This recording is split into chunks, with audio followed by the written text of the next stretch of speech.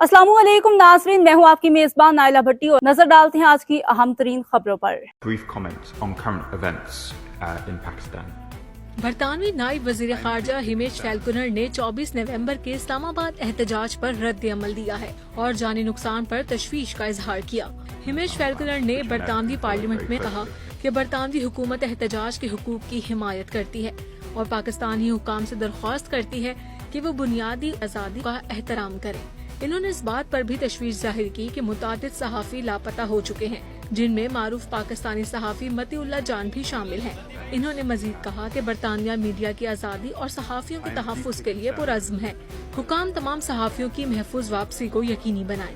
We are concerned by reports that a number of journalists have gone missing following these protests, including Matiullah Jan, a respected Pakistani journalist and achieving scholar. The UK remains committed to media freedom and the protection of journalists. We will urge the authorities to ensure the safe return of all journalists. Senior सहाफ़ी हामिद मीर ने उनकी video social media platform X पर share की। साबिक वज़ीर आज़म इमरान खान के मुआविन ख़ुसूसी जुल्फी बुखारी ने भी बरतानवी नायब वज़ीर ख़ारजा का एक्स पर शुक्रिया अदा किया। दूसरी जानिब इस्लामाबाद की इंसदाद दहशतगर्दी अदालत ने सीनियर सहाफ़ी मतीउल्लाह जान की 10,000 रुपए के मचलकों के एवज जमानत मंजूर कर ली। इस्लामाबाद हाई कोर्ट ने गुज़िश्ता रोज सहाफ़ी मतीउल्लाह जान के 2 रोज़ा जिस्मानी रिमांड का फैसला मुअत्तल कर दिया था।